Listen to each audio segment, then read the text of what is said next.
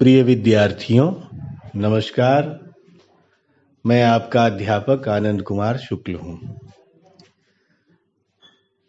पिछली 2 कक्षाओं में हम लोग समास का अध्ययन कर रहे थे। मैंने आपको समास की परिभाषा बताई थी और उसके बाद समास के 6 विभिन्न भेद बताए थे। समास की परिभाषा के अंतर्गत मैंने आपको समझाया था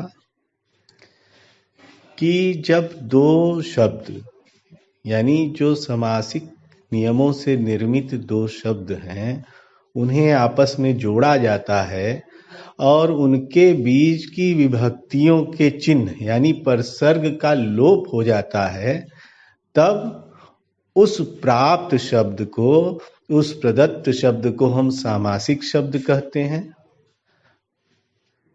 और जो 2 शब्द हैं यानी पहले वाला शब्द जो पूर्व शब्द है उसको पूर्व पद कहते हैं और जो बाद वाला शब्द है उसे हम उत्तर पद कहते हैं।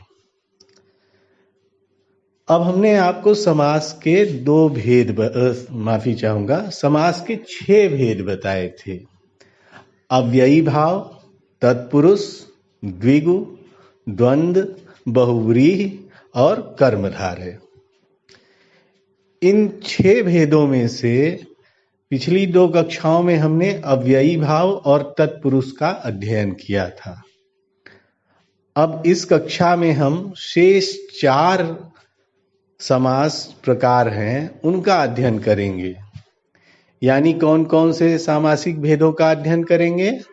द्विगु, द्वंद्व, बहुव्रीहि और कर्मधारय। तो सबसे पहले हम आते हैं द्विगु में। अच्छा, एक बात मैं बार बार कहता हूं कि नाम देखिए और नाम के आधार को उस समास की या जो भी आप पढ़ रहे हैं उससे, उसके मूल गुण, उसके अभिलक्षणों से जोड़ने का यत्न कीजिए। आप पाएंगे कि नामकरण बहुत सुचिंतित और वैज्ञानिक तरीके से किए जाते हैं और उन नामों में ही उनकी महत्ता या उनके अभिलक्षण शामिल होते हैं। अब हम द्विगु समास क्या है यह समझेंगे और फिर देखेंगे कि कैसे यह नामकरण ही बता दे रहा है कि द्विगु समास की परिभाषा क्या है।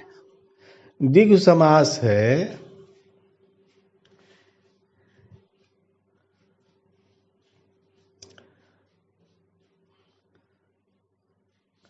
जिस समास का पूर्व पद संख्यावाचक हो, यानी संख्यावाचक विशेषण। हमने विशेषणों की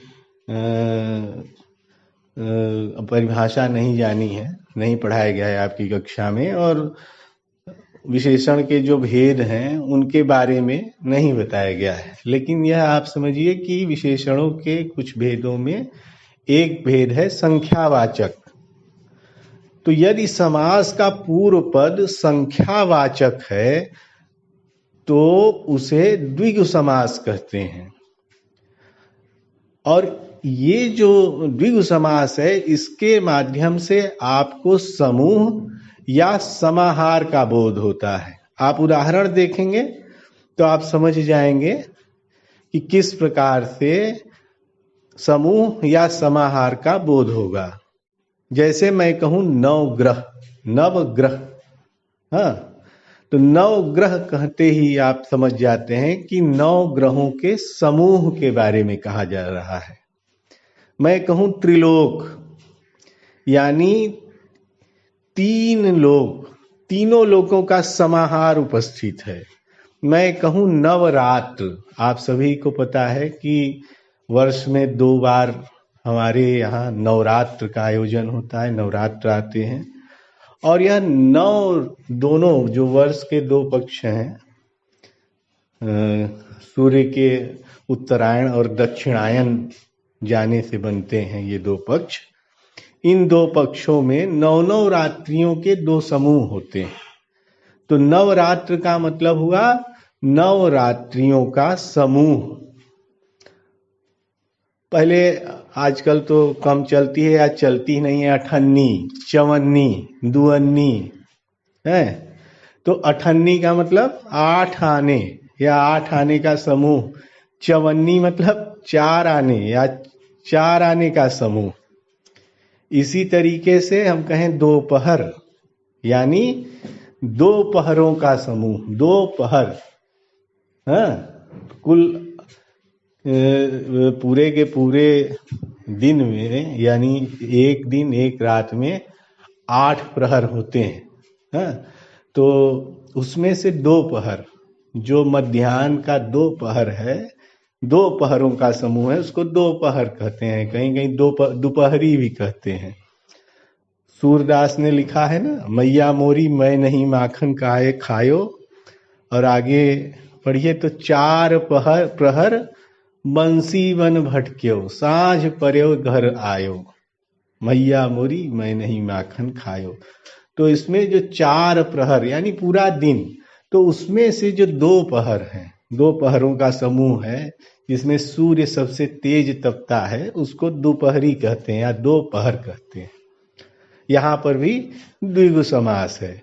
चौमासा, चौमासा आप लोग जानते होंगे, सन्यासी लोग करते हैं, जो बारिश का समय होता है उसके 4 माह वो यात्रा नहीं करते हैं, क्योंकि पहले बारिश के दिनों में यात्रा करने में बहुत तकलीफ हुआ करती थी और बहुत सारे भय हुआ करते थे, या भय न कहें तो वो कहीं जाएं तो जहां जाएंगे उन लोगों को भी कष्ट देंगे, इसलिए वे एक जगह ठहर जाते थे और शांत चित्त से सन्यासी लोग अपनी प्रार्थनाएं करते थे, अपनी तपस्या करते थे। तो उन 4 महीनों के समूह को चौमासा करना कहते थे। 4 महीने तक एक स्थान पर ठहर गए। ऐसे ही हम कहें शताब्दी, हाँ, यानी 100 अब्दों, अब्द यानी वर्ष, 100 अब्दों का समूह। वैसे ही हम कहें त्रयंबकेश्वर, त्रयंबकेश्वर यानी 3 लोकों का ईश्वर। त्रयंबकेश्वर किसे कहा जाता है? भगवान शिव को। तो भगवान त्रयंबकेश्वर या भगवान शिव। त्रयंबकेश्वर में भी द्विगु समास है। द्विगु जहां पर संख्यावाचक विशेषण के माध्यम से समास उपस्थित होता है, और चूंकि संख्यावाचक है और उन संख्याओं की एक रूपता का प्रदर्शन होता है, इसलिए इससे समूह या समाहार का बोध होता है। समझे? अब हम आते हैं कर्मधारय समास पर। कर्मधारय समास क्या है? जिस समास का उत्तर पद प्रधान हो। याद रखिए, आप सबसे पहले जब हम परिभाषा देते हैं तो परिभाषा में कौन सा पद प्रधान है और कौन सा पद अप्रधान है ये अथवा गौण है, यह याद रखना और समझना बेहद जरूरी है।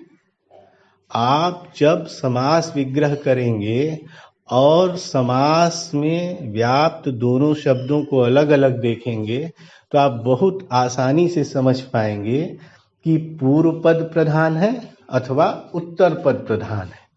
तो कर्मधारय समास में पहली युक्ति है कि उसका उत्तर पद प्रधान होना चाहिए, और दूसरी युक्ति है कि पूर्व पद और उत्तर पद में विशेषण विशेष्य भाव या उपमान उपमेय का संबंध हो, तो ऐसा समास कर्मधारय समास कहलाता है। याद रखिए, 2 तरीके के नियोजन है और दोनों अनिवार्य नियोजन है। पहला है कि समास का उत्तर पद प्रधान हो, और दूसरा है कि पूर्व पद और उत्तर पद में विशेषण विशेष्य भाव हो अथवा उपमान उपमेय का संबंध हो।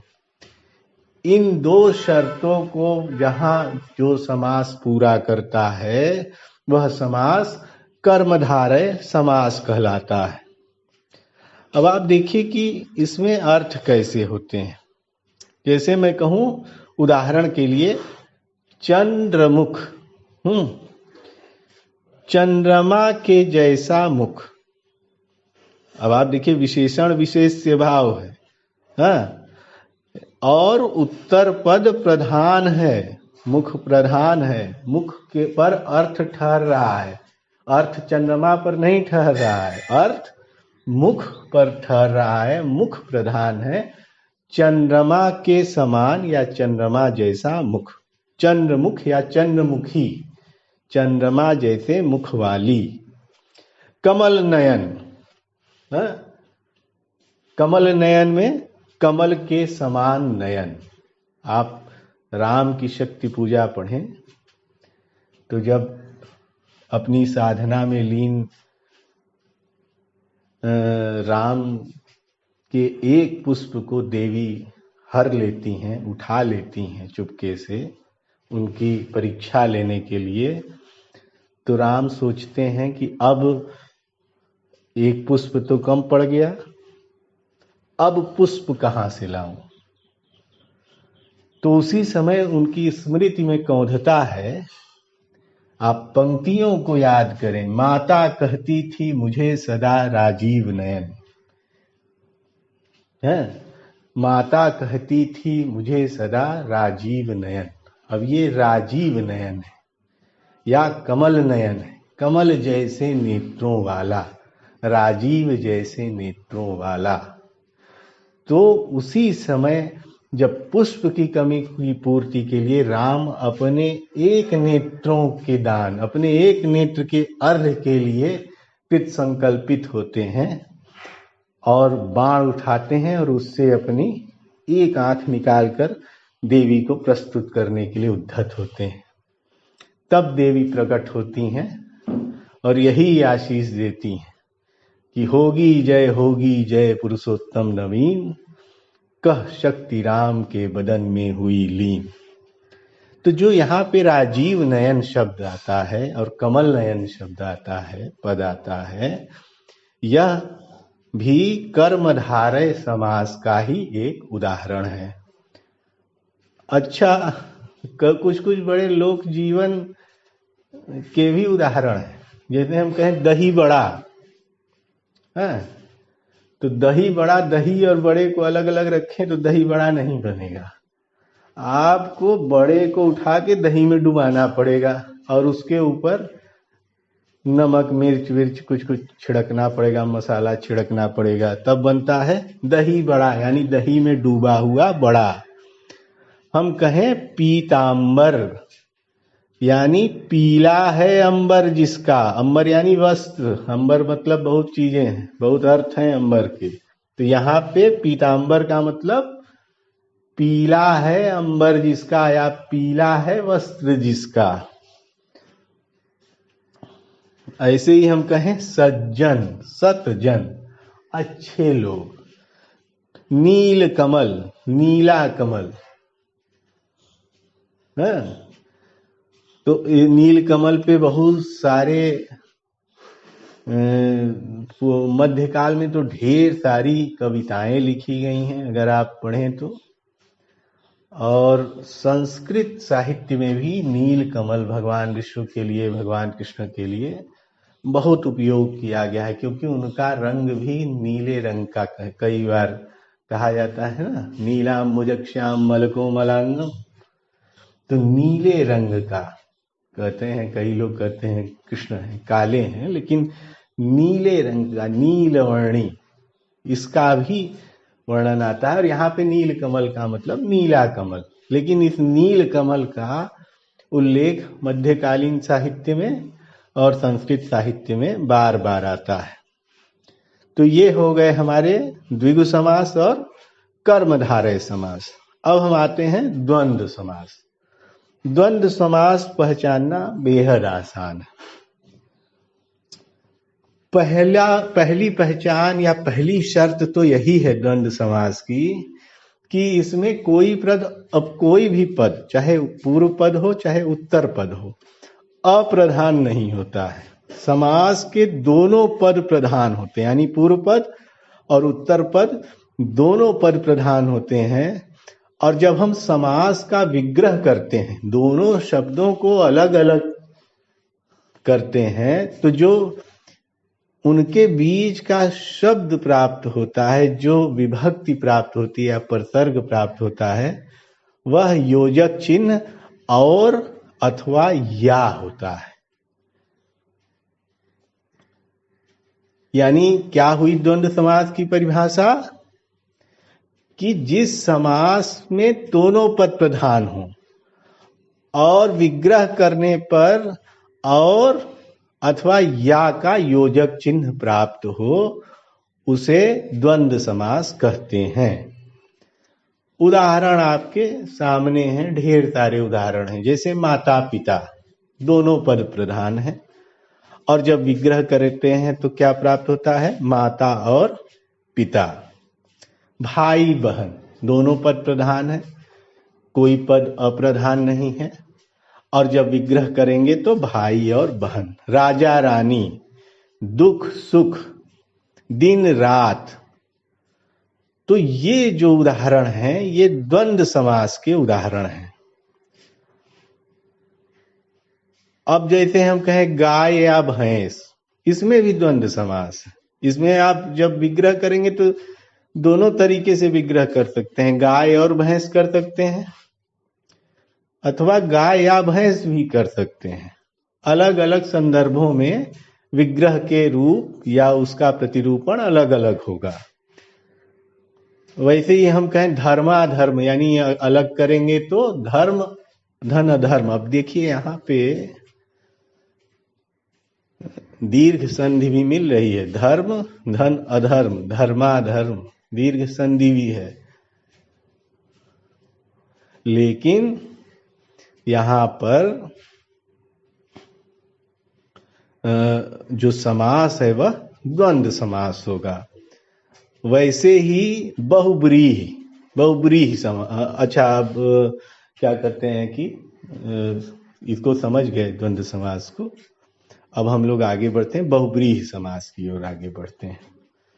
कभी कभी ऐसा होता है कि अध्यापक पढ़ाने के झोंके में एक साथ बहुत सारी चीजें पढ़ाने लगता है।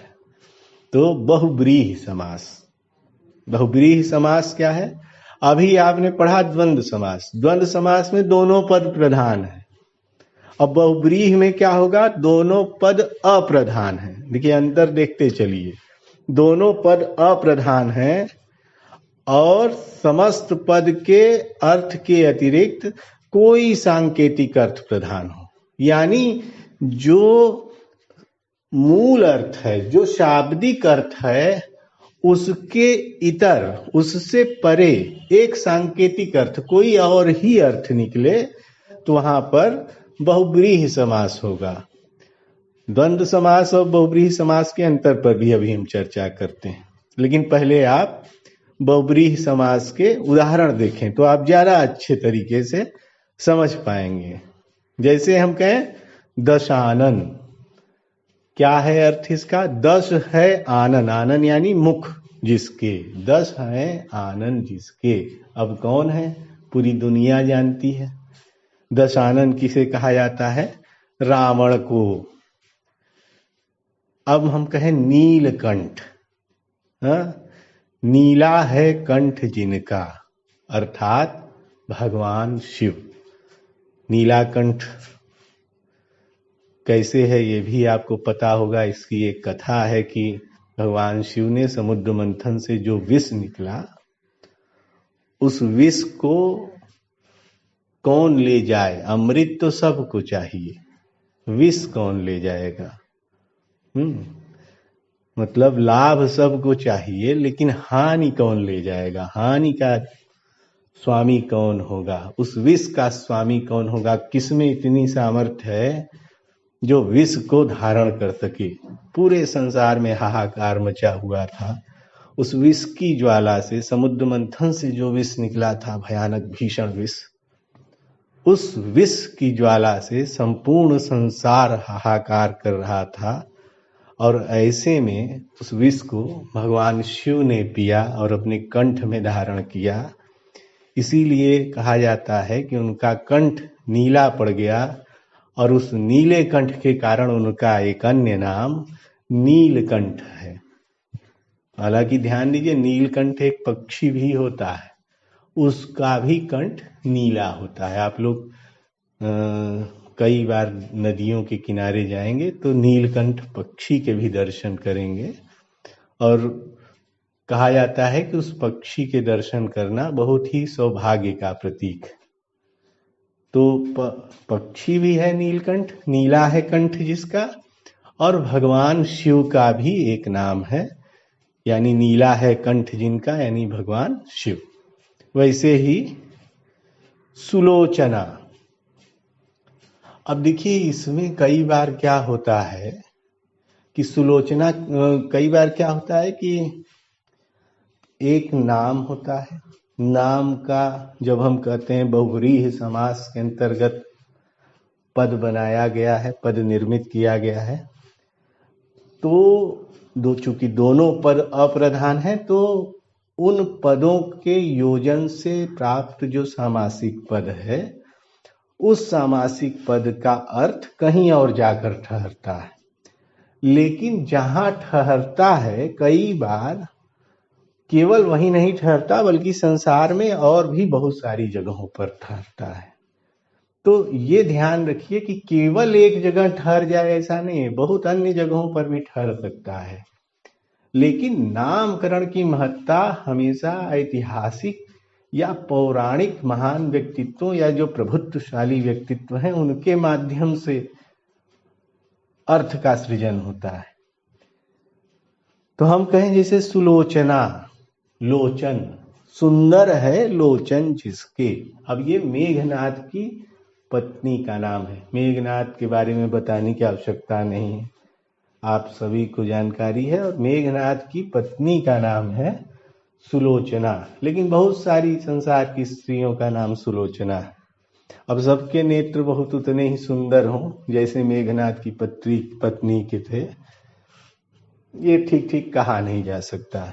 लेकिन सुलोचना क्या है? सुंदर है लोचन जिसके। ऐसे ही पीतांबर या लंबोदर, लंबा है उदर जिसका। लंबा यानी भगवान गणेश जी का पेट बहुत लंबा है, और उसी के कारण उनका एक नाम लंबोदर भी है। कई संस्कृत श्लोकों और आवाहनों में गणेश जी को लंबोदर कहा गया है, मोदक प्रिय लंबोदर। ऐसे ही तमाम तरीके के उदाहरण हैं, दुरात्मा है, श्वेतांबर है। तो इन समस्त पदों के माध्यम से, इन सामासिक शब्दों के या पदों के माध्यम से आप बहुव्रीहि शब्द के, बहुव्रीहि समास के उदाहरण प्रस्तुत करते हैं। अब एक चीज जो बहुत सामान्य बात है, वो हमने कहा अभी चर्चा करेंगे, तो उसकी चर्चा कर लेनी चाहिए कि कर्मधारय समास और बहुव्रीहि समास में क्या फर्क है। पहली ही शर्त आप देखेंगे तो आपको दोनों के बीच का अंतर स्पष्ट हो जाएगा। क्या कही थी? क्या कहा था हमने? पहला कहा था, पहली शर्त कही थी हमने कि द्वंद्व क्या कहते हैं, कर्मधारय में बहुव्रीहि में समास के दोनों पद प्रधान हो, और कर्मधारय में समास का उत्तर पद प्रधान होता है। पहला जो फर्क है, पहला जो अंतर है, वो तो यहां से हो जाता है। अब आप देखें कि कर्मधारय में समस्त पद का एक पद दूसरे का विशेषण होता है, और इसमें शब्दार्थ प्रधान होता है, जो शब्दों से अर्थ निकल रहा है वह प्रधान होता है। और बहुव्रीहि में समस्त पद के दोनों पदों में विशेषण विशेष का संबंध नहीं होता, अपितु वह संज्ञा पद के ही, जो समस्त पद है, समस्त पद में किसी अन्य संज्ञा, जो कोई अन्य संज्ञा है, उसका विशेषण होता है। और सबसे बड़ा फर्क जो है वह यह है कि बहुव्रीहि में शब्दार्थ गौड़ होता है। ध्यान रखिए, शब्दार्थ होगा ही नहीं। आप बिल्कुल कहें दशानन, तो दशानन कहते ही किसी अन्य का आपको बोध नहीं होगा। दशानन कहते ही आपको बोध किसका होगा? रावण का। तो शब्दार्थ गौड़ हो जाता है बहुव्रीहि में, और जो उस शब्दार्थ से इतर अन्य अर्थ है, जहां वह अर्थ जाकर पैठ जमाता है, बैठता है, वह अर्थ प्रधान हो जाता है। उदाहरण के लिए जैसे नीलकंठ या दशानन। नीलकंठ अभी मैंने बताया आपको भगवान शिव, नीला है कंठ जिनका, और दशानन 10 हैं आनंद जिसके, यानी रावण। तो इस तरीके से आप कर्मधारय और बहुव्रीहि समास में अंतर भी समझ लेंगे। अब आप यह देखिए कि हमने आपको 6 समास पढ़ाया और समास के 6 भेद पढ़ाए। आशा करता हूं कि आपको 6 भेद, 6 के 6 भेद यानी अव्ययी भाव, तत्पुरुष, द्विगु, द्वंद्व, बहुव्रीहि और कर्मधारय, ये सभी समास अच्छे से समझ में आ गए होंगे और उनके उदाहरण भी आपको समझ में आए होंगे। अब इससे संबंधित यदि कोई भी प्रश्न हो तो आप लोग मुझे टेलीफोन से या व्हाट्सएप से पूछ सकते हैं। इस कक्षा में इतना ही। धन्यवाद।